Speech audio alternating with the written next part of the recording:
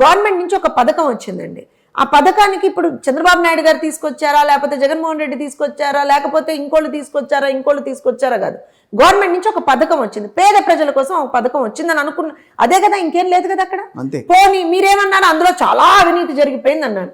సరేనయ్యా, అవినీతి జరిగింది, పోనీ నువ్వు వచ్చి నువ్వేదో నేను ఉద్ధరిస్తానని చెప్తున్నావు కదా, మరి అదే దీన్ని నీ ప్రభుత్వంలో అవినీతి లేకుండా చేయగదా మరి. పోనీ అది చేయకుండా మీరు ఇప్పుడు చెప్పే 1 or 2 of kind of cases that you're talking about, all Ramakrishna Reddy తన కాన్స్టిట్యున్సీలో తను చేసుకున్నాడు.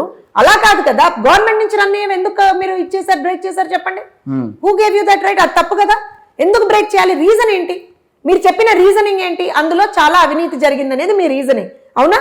అవినీతి జరిగితే అవినీతిని బయటికి తీయండి, అండ్ అవినీతిని లేకుండా దాన్ని నీతిమయంగా పోనీ మీరు నడపండి, చూద్దాం. We'll appreciate. మీరు అది చేస్తే మేము అప్రిషియేట్ చేస్తాం కదా.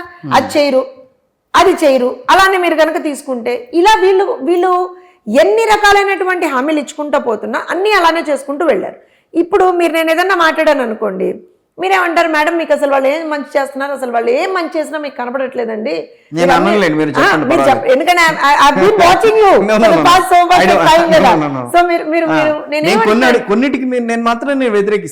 నేను డెఫినెట్ గా ఇప్పుడు నేను అన్న పాయింట్ ఏదైతే ఉంది చూసారా, టిడ్కో ఇల్లు కావచ్చు, అన్నా క్యాంటీన్లు కావచ్చు, ఇవన్నీ పేద ప్రజల కోసం చేసినటువంటి ఒక అటెంప్ట్ అండి. వాళ్ళకి మంచి చేయాలి. 48 గజాలు ఇల్లు ఇచ్చి వాటిని నిర్మించి ఇచ్చి ఇస్తున్నారు అక్కడ.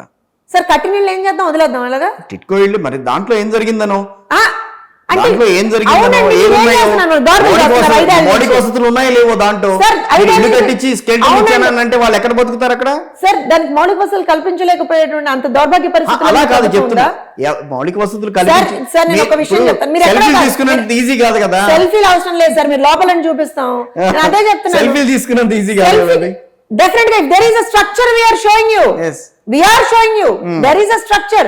మీకు అందులో మౌలిక వసతులు ఉన్నాయో లేవో ఒకసారి లోపలికి వెళ్ళి చూడండి, అర్థం. మీరు అన్నట్టుగా కొన్ని ప్రాంతాల్లోనే జరిగింది, అది కూడా అన్ని ప్రాంతాల్లో జరగలేదు కదా. నేను ఒక విషయం చెప్తాను, 5 ఏళ్లలో కిషోర్ గారు 5 ఏళ్లలో కట్టిన ఇళ్ళని కనీసం దానికి మీరు అంటున్నారు మౌలిక వసతులు లేవంటే, సరే ఎక్కడన్నా కరెంట్ లేదో లేకపోతే దారి లేదో ఏదైనా ఉంటే కట్టించి ఇవ్వలేకపోయారు మీరు? దాన్ని ప్రొవైడ్ చేసి ఇవ్వలేకపోయారు మీరు? ఇవ్వలేకపోయారా? ఏమో మరి అడుగుదాం, అది కూడా అడుగుతాను నేను కూడా. సో డెఫినెట్ గా ఇట్ షోస్ దర్ ఇంటెన్షన్ అండి. నా ప్రాబ్లం ఏంటంటే నేను ఇప్పుడు మీరు విమర్శించాలి, జ్యోత్స్ని డైరెక్ట్ గా ఏదో అవుట్ రైట్ గా విమర్శించడం కాదు. ప్రాబ్లం అసలు కట్టిన ఇళ్ళని అవి దెర్ ఇస్ అ స్ట్రక్చర్ కదా, పోనీ మీ మాట నమ్ముదాం, అక్కడ ఏమీ లేదండి, ఉత్తి స్ట్రక్చర్ కట్టి వదిలేశారండి అంటున్నారు మీరు. ఒకసారి మీరు 100 కోళ్ళ దగ్గరికి వెళ్తే చూద్దాం, నేను మీకు చూపిస్తానే ఉంది, ఎక్కడో కాదు, మీకు ఎగ్జాంపుల్ తో సహా చెప్తాను. నెల్లూరు దగ్గర మొన్న వీళ్ళు ఏదో స్టార్ట్ చేశారో దానికి కూడా సంబంధించి చెప్తాను నేను. సో ఇలా ఒక స్ట్రక్చరే ఉందనుకుందాం, కొన్ని చోట్ల దానికి ఎందుకనంటే కొన్ని చోట్ల ప్రాబబ్లీ కరెంట్ ఫెసిలిటీ ఇవ్వలేకపోయారు, ఫ్యాగన్లోకి వచ్చేసాం కాబట్టి అప్పుడు మేము ప్రభుత్వంలో. సో పోనీ మీరు ఆ మాత్రం ఒకటే కరెక్ట్ కనెక్షన్లకి ఇచ్చేసి మీరు ఆ ఇల్లు ఇవ్వలేకపోయారా పేదలకి? లేకపోతే ఒక కిలోమీటర్ రోడ్ వేసి ఆ పేదలకు ఆ ఇల్లు ఇవ్వలేకపోయారా? పాడుపడ్డ భవనాలాగా వాటిని చేయడం ఎందుకండి? ప్రజాధనమే కదండి అది కూడా. ఎవరి డబ్బు? ఏం చంద్రబాబు నాయుడు గారి జేబులోంచి తీసుకొచ్చే డబ్బు కాదు, ఇవాళ మీరు కట్టే ఇల్లు కూడా మీ జేబులోంచి పెట్టే డబ్బు కాదు కదా, ప్రజాధనమే కదా అది. మరి ప్రజాధనాన్ని ఎందుకు దుర్వినియోగం చేయాలి? ఎవరు కడితే ఉంది? చంద్రబాబు నాయుడు కడితే ఉంది, జగన్మోహన్ రెడ్డి కడితే ఉంది, ఎవరు కడితే ఉంది? పేద ప్రజలకు చెందాలి కదా అవి. అల్టిమేట్ గా బెనిఫిషియరీస్ ఎవరు? ప్రజలు కదా. మీరెళ్ళి ఉండరు అందులో, నేను వెళ్ళి ఉండను కదా, ప్రజలు ఉంటారు కదా. మరి ఆ ప్రజలకు ఆ బెనిఫిషరీస్ కి మనం బెనిఫిట్స్ చేకూర్చాలనే కదా ఎవరైనా మనం రేపు పొద్దున అధికారంలోకి వస్తే చేయాల్సినటువంటి మొదటి పని అదే కదా. చంద్రబాబు నాయుడు చేశాడు కాబట్టి నేను చేయను, చంద్రబాబు నాయుడు కట్టాడు కాబట్టి నేను చేయను, చంద్రబాబు నాయుడు ప్రజావేదిక కట్టాడు కాబట్టి నేను కూల్చేస్తా, చంద్రబాబు నాయుడు అన్నా క్యాంటీన్లు పెట్టాడు కాబట్టి నేను కూల్చేస్తా, లేకపోతే చంద్రబాబు నాయుడు టిడ్కో ఇల్లు కట్టాడు కాబట్టి నేను ఇవ్వను. ఇదా సార్ లాజిక్? ప్రాబ్లం అది. మీరు జ్యోత్స్న గారు మీకు ఎందుకండి కోపం అంటే, నా కోపం ఇదే. This is something that is not good for the state. ఎవరేమేనండి ఇప్పుడు సార్, అధికారం అనేది 5 ఏళ్ళు 10 ఏళ్ళు అంతే కదా, అంతే.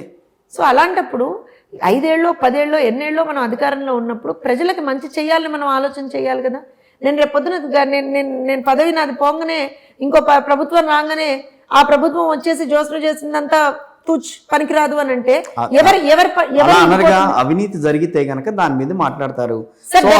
దాన్ని బయటికి తీసుకురావాలన్న ఉద్దేశంతో దానికి నిధులు ఆపటం కానీ లేకపోతే అసలు నేను జరిగినట్టుగా what I'm ఉంచడం trying కానీ జరుగుతోంది. నేను కదండి నా ఉద్దేశం అంతే, నేను అనుకోవడం అదే. మీ మాటే విన్నాం. ఇప్పుడు పోలవరం వ్యవహారం చూద్దాం, మీరు 70% మేము ఫిలప్ చేసామని చెప్పి మీరు చెప్పారు, 74% చేసామని చెప్పి టీడీపీ చెప్పుకుంది.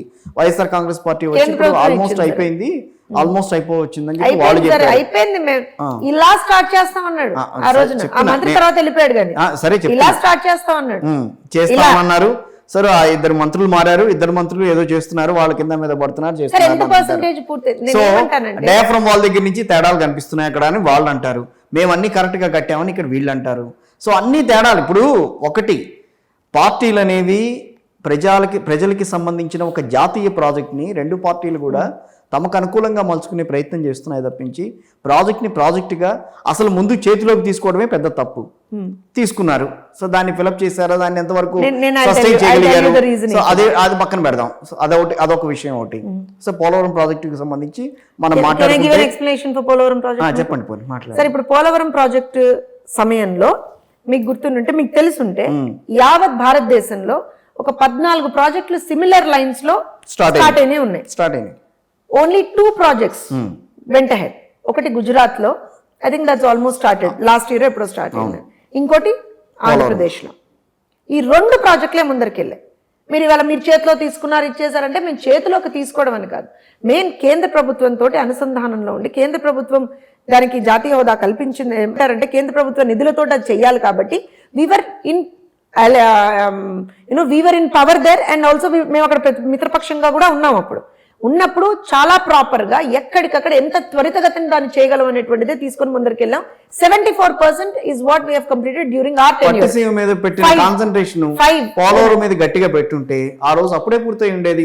తెలుగుదేశం చక్కగా చెప్పుకునేది పోలవరం ప్రాజెక్ట్ కట్టిన ఘనత మాదని. పట్టిసీమ కట్టిన దానికి అందరూ ఒప్పుకుంటారు. ఎస్, పట్టిసీమ తెలుగుదేశం పార్టీ కట్టింది. చంద్రబాబు గారు ఒక్క విషయం చెప్పనా, 74% పూర్తి చేస్తే కనీసం 74% తెలుగుదేశం పార్టీ హయాంలో పూర్తి చేసిందని మీలాంటి వాళ్ళు ఒప్పుకోలేకపోతున్నారు. ఫర్ ఎగ్జాంపుల్, మేము మిగతా మరి 5 ఏళ్లలో, ఇప్పుడు 5 ఏళ్ళు అయిపోతాయి కదా జగన్మోహన్ రెడ్డి అధికారంలోకి వచ్చి, రేపు ఏప్రిల్ అయితే 5 ఏళ్ళు అయిపోతాయి.